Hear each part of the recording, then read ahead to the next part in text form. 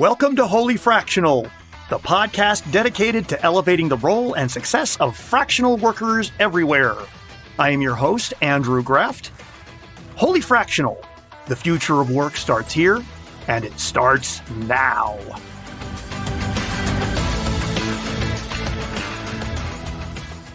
Welcome to the Wholly Fractional podcast, everyone. I'm Andrew Graft here with my behind-the-scenes producer and king of his home office catwalk, Todd Hines.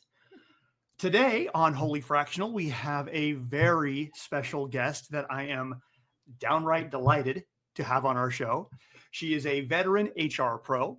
She's fully fractional, and she is someone who is redefining what community means in the world of fractionalism.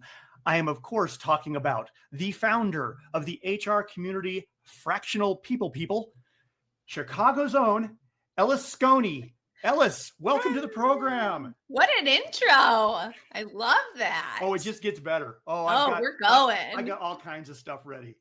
So welcome to the show. Pleasure is ours for having you. Let me start off by saying this. As some of you may have seen me talk about on LinkedIn, I actually knew of Elles Skony before I actually learned the name Elles Skony. And the reason is because from my earliest conversations with fellow fractionals, particularly those in the HR space, I would hear repeatedly again and again about this community called Fractional People People. And at first I thought it was a typo. Why is people twice? And then, of course, because I'm married to an HR person, I thought, well, duh. HR folks are indeed the people people. So I love the name of the group. And considering the fondness with which the people I spoke with talk about FPP, I felt compelled to meet the founder, which I did, and then bring her onto the show and introduce our listeners here to her at Wholly Fractional. So thank you for being here, Ellis. Of course. Thanks for having me. And I love the name Wholly Fractional. Thank you so much. I was afraid it might be a bit cheeky, but we appreciate it. Thank you so much. I was at a table with a lot of different cross-functional fractional women over the holidays, and we brought our partners. And one of the women's husbands introduced himself as a whole. He was like, I'm a whole, because he has a full-time in-house job. And I thought that was just amazing. Oh, I love that. That's awesome. I mean, you got to be careful that, the company you keep when you introduce yourself that way. But I mean, if that works for him, I love it. Yes. I love it. Well, listen, we're going to talk a lot about fractional people. But before we dig into that part of the story, let's just start by talking a little bit about you. Prior to starting your own fractional journey, you were a full-time HR professional for a number of years. About how long have you been doing the whole HR thing? Yeah, I think it's been about 18 years now. So in-house for, all of my career until the last almost 2 years ago now.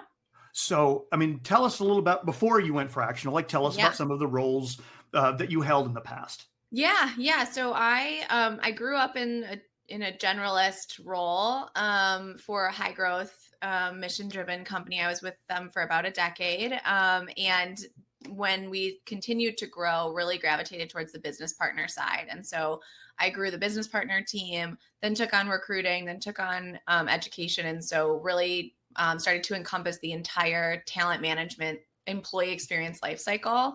And I love the talent strategy of it. So my focus is, primarily in the strategic business partner to the business. And so held from there, head of people, chief people officer at just high growth startups in tech, SaaS, e-commerce, and digital media and advertising. So a fair amount of experience in the HR space, it's safe to say. A little bit in there, yeah. Yeah, exactly. So you mentioned a second ago about being a strategic partner. And from our earlier conversations, I remember you talked about that being some of the most rewarding work that you do as an HR professional.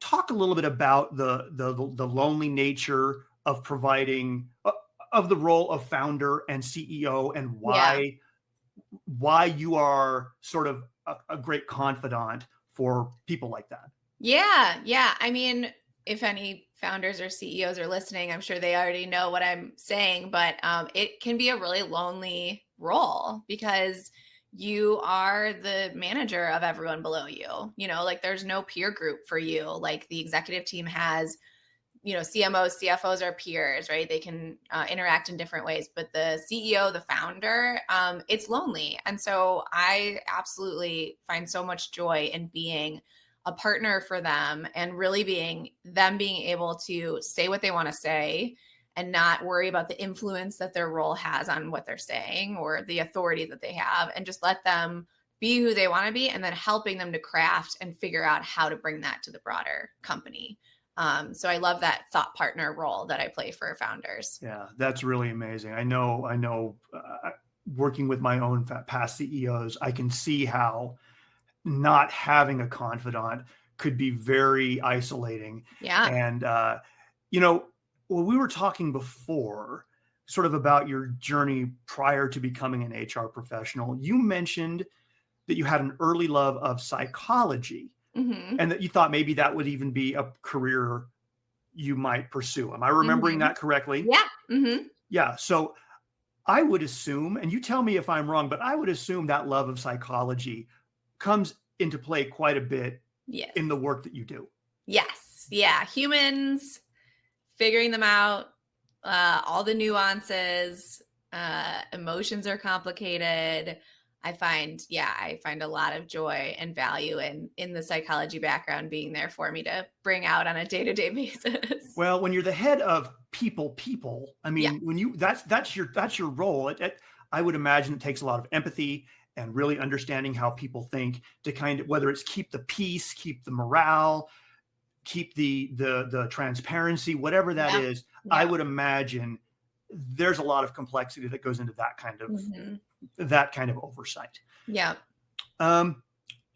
Let's talk a little bit about your transition into fractionalism. I mean, so here you are, you're going along. You've had this wonderfully long, successful, full-time career, C-suite. What changed? Yeah. Well, I had a really specific goal that I wanted to be a chief people officer, and I reached that goal, and I was very grateful to be in that seat, and I loved it and enjoyed it. I created like a dream vision board when I was like 23 at my first company. I was in HR, so I had everyone complete the vision board in the company, and it had HR consultant on it actually. And I was just reflecting on that the other day. And so I've always had the thought in my mind that I wanted to be in a more flexible place in my career as an HR consultant. My dad was a consultant when I grew up, and he had that flexibility. And I just didn't think it would be this soon. But then luck is the definition of when preparedness meets opportunity. And so when I was at my last in-house role, we needed to downsize as a company. And so that was an opportunity where I was prepared to put myself on the list, because it wasn't the right use of the finances to have me as chief of staff and chief people officer. And so I flipped into fractional with that client, with that company. So that was a strategic decision that I was there to help the president make. And then it also jump-started my career for the last 2 years. And now I can't imagine going back. Yeah, exactly. I mean, I think that's a pretty amazing story.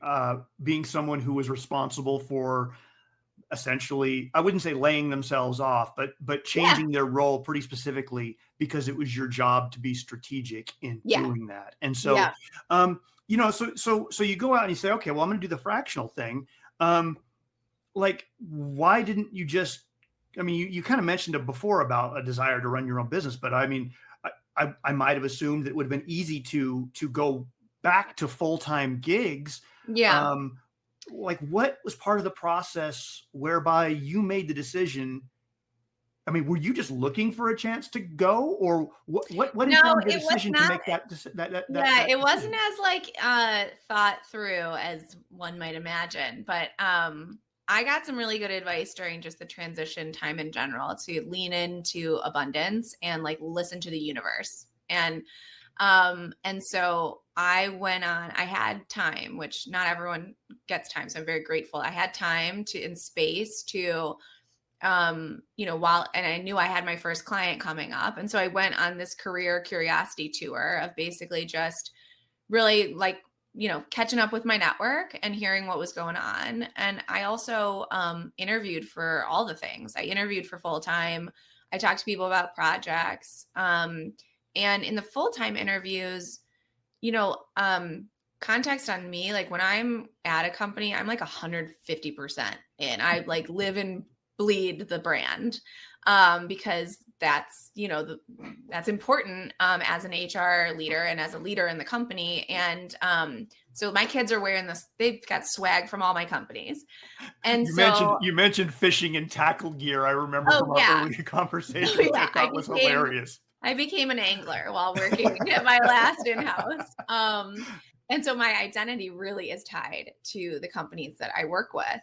And so in the full-time interviews, I just listened to my body candidly, because that's where your energy is. And I wanted like the next interviews because I'm competitive, because I wanted them to want me to have the next interview, but I didn't like walk away really jazzed about the role or like the idea of like recommitting and like creating that identity. And so when the opportunities came to, lean into fractional with my in-house flipping to fractional, and then I actually got the CFO at that company went fractional at another company and brought me to that company. Mm-hmm. And so the stars were just aligning and the universe was saying like, let's try it. And that's where I really felt like excited and energy around it. Yeah. There are a lot of takeaways from just what you said. First of all, for anyone listening, Ellis is a perfect example of the power of having a deep and a strong network. Mm-hmm. Sort of unofficially speaking, I have found in my conversations with people that anywhere from 50 to 75% of fractional gigs really come from a former work relationship you had in your career, less so about doing the whole prospecting thing. Yeah. And so, very important to maintain that network as best you can, or at least build it out. If you haven't already gone fractional, but then, post fractional, reach out to those people. Mm-hmm. They're the people who know you best. Mm-hmm. The other thing I thought was really interesting, what you said, you talked about listening to your body. Mm-hmm. And whether it's someone who listens to their body or listens to their heart or whatever that thing is in their head that tells them what the right move is versus what isn't the right move. We talk a lot on this show about knowing yourself and the importance of saying, I know what I want and I know what I don't want. And if you're fortunate enough to be in a place where you can make that decision by choice, it's so smart to listen to what you want to do. You had said yourself, the big thing, I'm happy to do the full-time thing if I'm ready to invest myself in it, because that's what an HR person does. Yeah. You have to live the brand because you're building morale. You're recruiting new people. Mm-hmm. And I respect so much that you would say, if that isn't on 100%, it may not be the best fit for me at this time. Mm-hmm. So really, really great insights. Okay. So now that we know a little bit about you and your background and how you sort of entered the fractional space, let's talk a little bit about this fractional HR community that you started. Mm-hmm. First of all, just to be clear for anyone who doesn't already know, what is Fractional People People? Yes. Yes. Thank you. Fractional People People is a virtual community. We use Slack as our platform, and we are the thread that pulls us all together is we have 10 plus years of experience in-house in HR. And now we are all building our own businesses, primarily as fractional HR leaders. So full of 600 plus solopreneurs who are looking for community. And we really function like chosen coworkers. Like we're there every day for each other, asking questions about, what we're dealing with clients. And then the learning curriculum is how do I build my business, not necessarily HR focused. So is it strictly like a business building sort of a network where people like share jobs, or is there more that takes place in the community?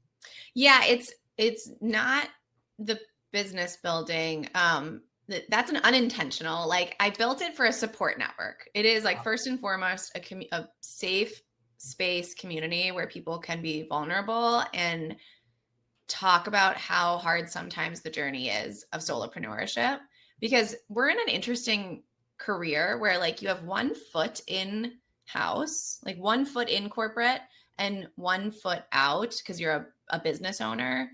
And we as like human beings crave like a team. So you have a lot of different teams now because you have multiple clients and you're not really your whole self with any of them because you have a whole other life. So anyway, what I kept hearing was I miss having a team. And so that's what Fractional People People is. We are a team for each other. So, I'd be curious to know exactly how it came to be. I mean, it's not like Elles Skony had on her vision board. They're like, I'm going to start an HR community of fractionals. Yeah. What exactly happened and why? What was the spark? Yeah. When I went out on my own, I was seeking community.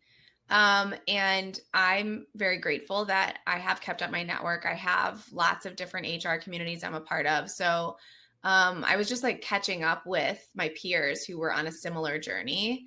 And I was catching up with fractional executives who had been doing it for a while. And kind of the resounding theme was like, it's great. I'm excited about the flexibility, but it's really lonely. And so I was talking to a woman who now is a community leader in FPP. We had a phone call one day. I was walking around a store and she was like, hey, do you want to like catch up on Zoom every week and like be each other's like teammates?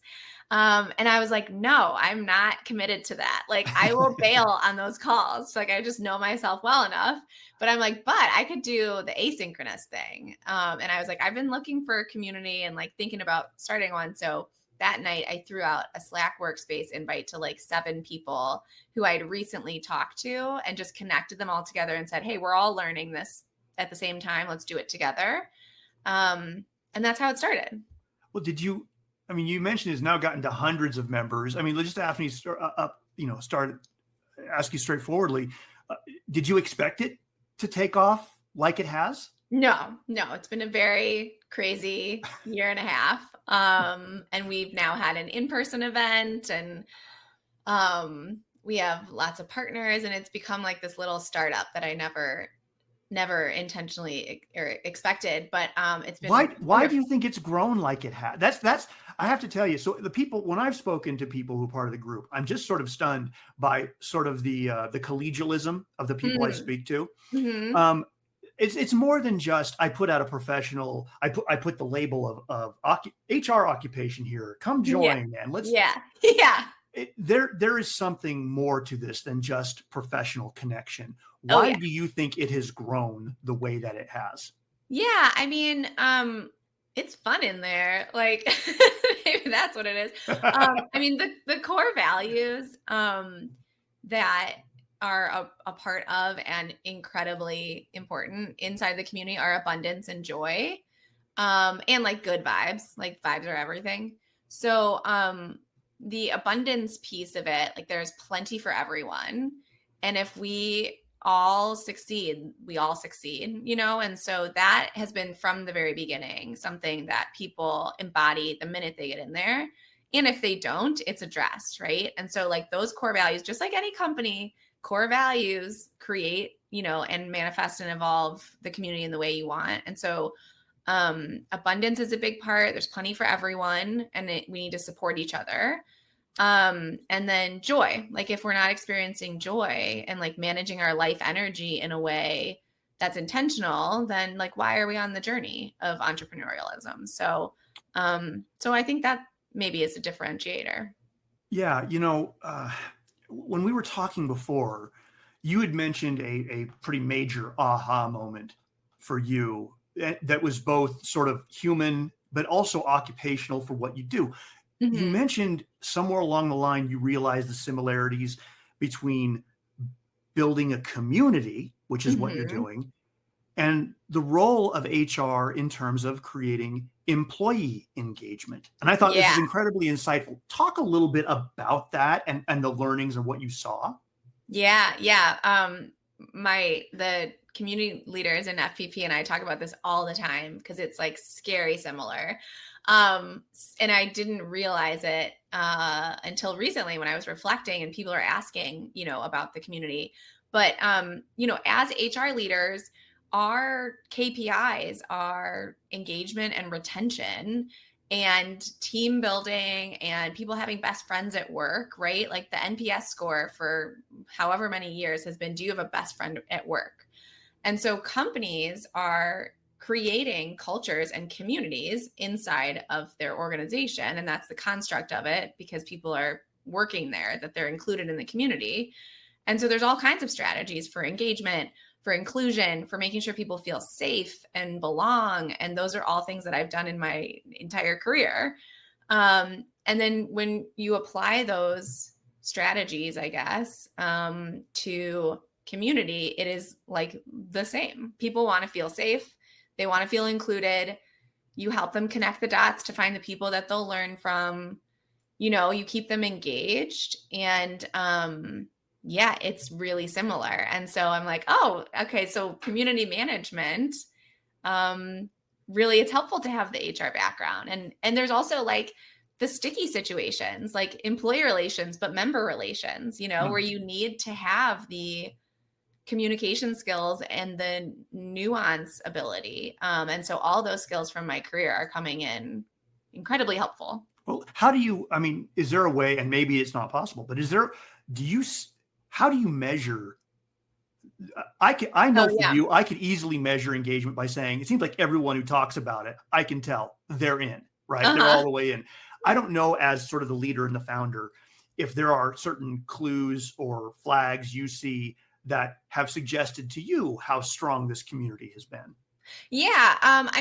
From a data perspective, like there's engagement. Like I have a tool that gives me analytics every week.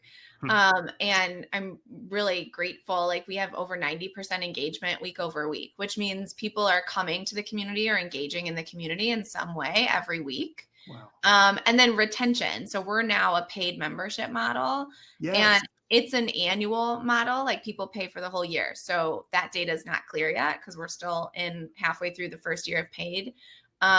So that will be a big data point. Like if everybody leaves me in 6 months, like I know that something's not going right.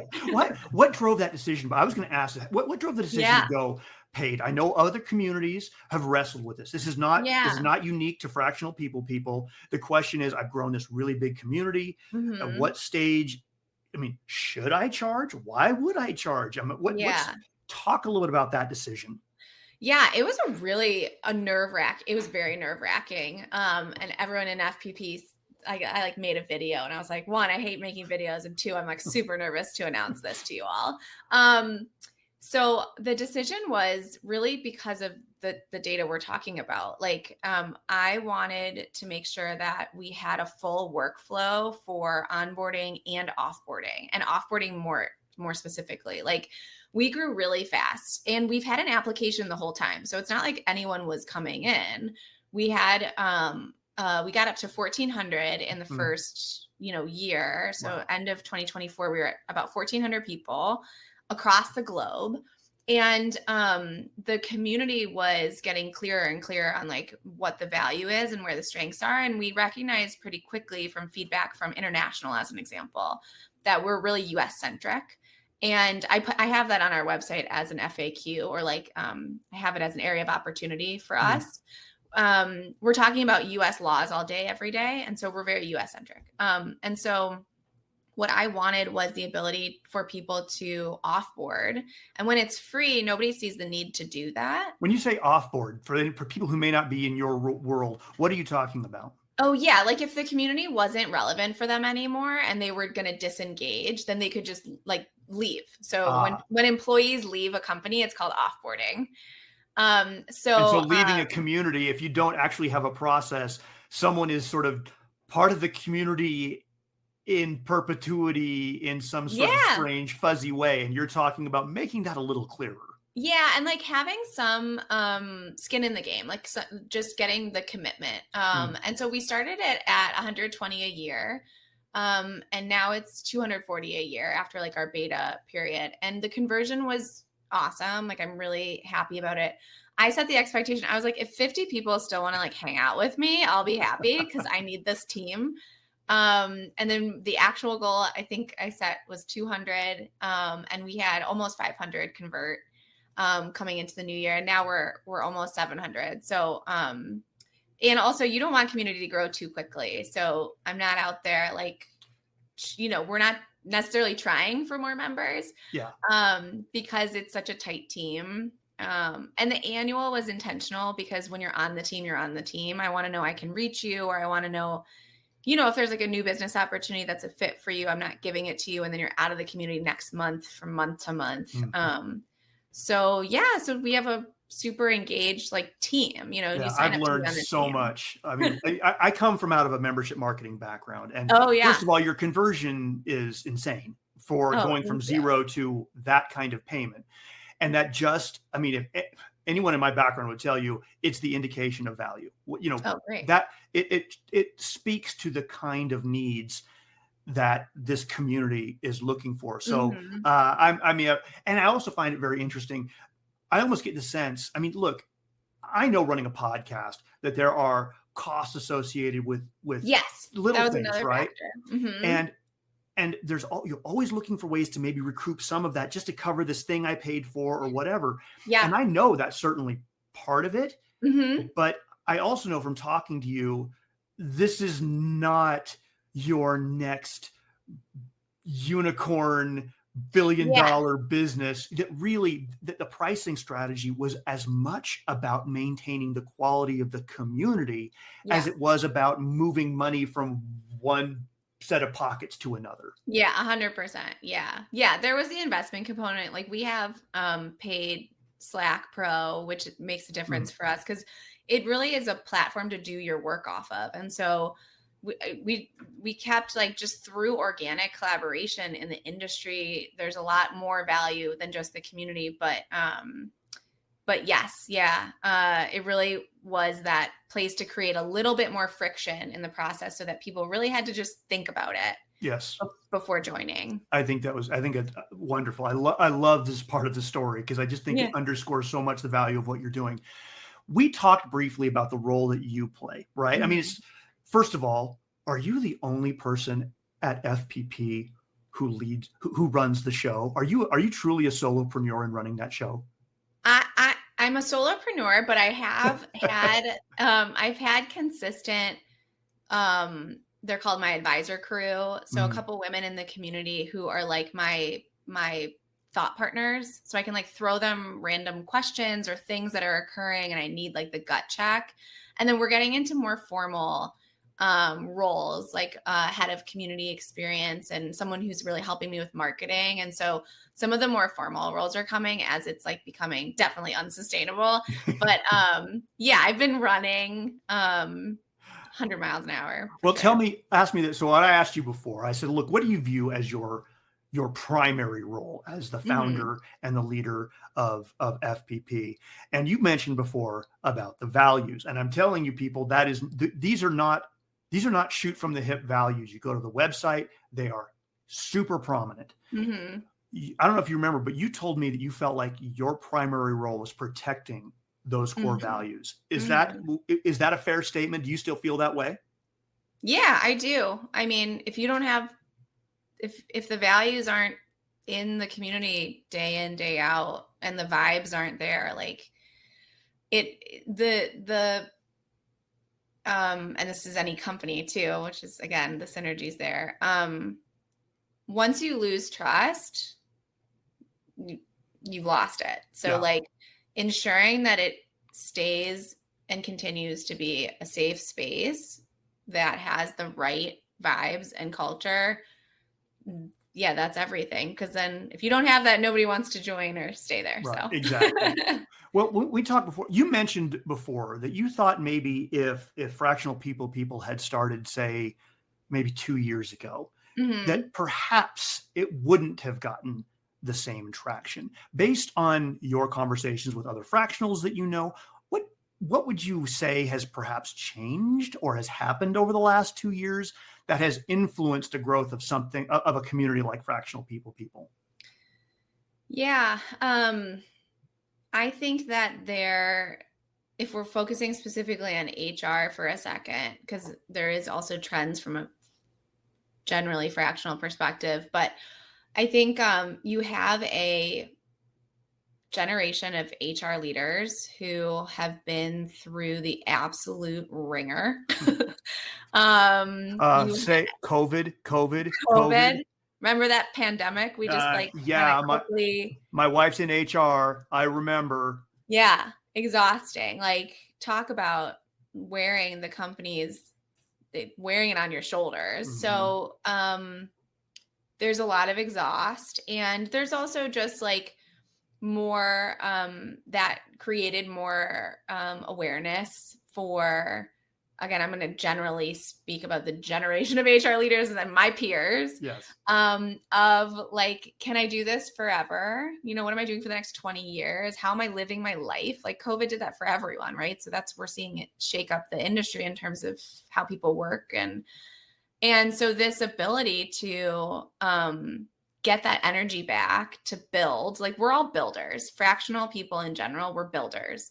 So for me to be able to build in small companies and still create the income and the career that I want is a fantastic, compromise or opportunity. And so I think people are just learning more and more, and they're getting to a point in their career where they miss building and they don't want to go to a bigger company. And so it's a good, place to be. Absolutely. And I'm sure there are plenty in our audience who would also say, they're part of the cadre that has had some of this foisted upon them, where, yes, oh, hey, there's a lot of uncertainty in this economy right now. Yeah. A lot of layoffs, a lot of who knows how roles are changing with the advent of AI and international outsourcing, all of that stuff. And so it would not surprise me in the least if the future of FPP is influenced by more people looking for more opportunities and different ways of living, just like you talk about. Yeah. Looking to build their career. Yeah. Well, the employer contract is changing. And so there's less trust in stability. Like, stability isn't, whether you have a full-time job or you're a solopreneur, stability is not there, I guess, is the way to think of it. And so if you're not going to be stable, do you want to do that in your own terms, or do you want to do it inside of a company, I guess? Yeah, exactly. Another way to think of it. Yeah. Well, talking about the future of FPP for a moment, like you said before, you're not looking. Your goal here is not to grow as fast as possible. Your goal is to connect with the right people who have the right mindset and share the same values. For those of our listeners who are obviously in the HR space, who think that Fractional People might be for them, who would you say is sort of best suited to join Fractional People? Is there? How do I know if I'm a fit? Yeah. I mean, the through line is you have 10 or more years of experience in HR inside of companies. And you are now committed to doing fractional work or advisory or consulting work, but you're, part-time inside of companies. And you're looking for a community. So I think a big distinction and reflection, especially the last few months as people have continued to ask about it, is like, professional networking is very necessary in this job and career, and you should do that. FPP is not a professional network in the sense of like, we are networking because we want to work with each other. FPP is a community of peers who want support and they want to be vulnerable. So if that's what you're seeking, we might be a fit for you. And if you're seeking professional networks, there's plenty to refer you to. And I think just being intentional about what you want to really engage in and take time for is important. Oh, that's fantastic. Do you see this kind of community rising up in other occupations, or is there something special about the HR world that you are the people is what do you think about this kind of community for other occupations? Yeah, I don't know. So one like subset I didn't mention, which I definitely should have, is like our founding members, like the people who have been in FPP from the beginning. To your question of like, do you do it alone? Like, I do not do the community alone. If I didn't have my like rock star members who are really change agents for me and for the community, it would not be the way it is. And so that's all to say, I don't know how other functions would be, and I'm testing it. So there's something coming where I've been asked so much for community for fractional COOs or CFOs that I'm going to do a little test that I'll get you into, Andrew. Fractional podcast hosts. we're an enormous. You get your own sub community, and the kinds of support we need is well beyond anything that can be provided. It's professional help that we need. Yes, yeah, we can do one-on-ones for you. Yeah, exactly. But yeah, I'm interested to see how it will go. Yeah, no, I think that's amazing, and that's one of my takeaways from learning about your group is sort of this wish that it was more common and more available to other communities, and maybe it will be. I mean, it's great for it to start off in a place and in an occupation that understands the importance of engagement, and maybe there's a lot of lessons for other occupations to learn along the way. Yeah. Now that I'm kind of coming to my final questions here, now that you've been sort of baptized in the fire of fractionalism, do you think you're ever going to go back to full-time work? No. Wait a sec. No. Are you saying that if you'd never been downsized and moved into the fractional space, like, so, 2 years ago, I mean, maybe you'd still be there, but I mean, like, was that the trigger point, or did you know this was in your future? I knew that HR consulting was in my future, but I envisioned it like much later in my career, closer to retirement. And so I'm incredibly grateful that I discovered it now. And I think I've now experienced being able to be 150, 500% on my own brand. And that's really meaningful. Now my kids are wearing my swag. So that's exciting.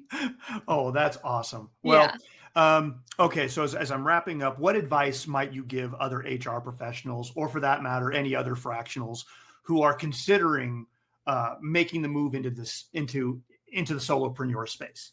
Yeah. I do like Fractionally Curious quarterly sessions just for community. And I think, like, if you are seeking learning, it's a great path. If you like networking, it's a great path. And yeah, just being able to take control of, what you're working on and who you're working with is a really empowering experience. And like, it's not all rainbows and roses. So be ready for that. It's real entrepreneurialism. Fair enough. Last question, Ellis. Yeah. Where can people learn more about you and Fractional People? Yes. I'm on LinkedIn, just my name. And spell that name, by the way, because that was tricky for me. Spell your name. ELLES. Yes. Skony, SKONY. And you can find more information about Fractional People at www.fractionalpeoplepeople.com. Fantastic. All right. Well, and with that, ladies and gentlemen, we come to the end of another edition of Wholly Fractional. I'd like to thank our guest, Elles Skony, ELLES Skony, for appearing on the show today. I also want to thank the world's best podcast producer and my partner in part-time, Todd Hines, for making this journey with me. Finally, a big thanks to our listeners for joining us today. Until next time, stay healthy, stay safe, and stay fractional.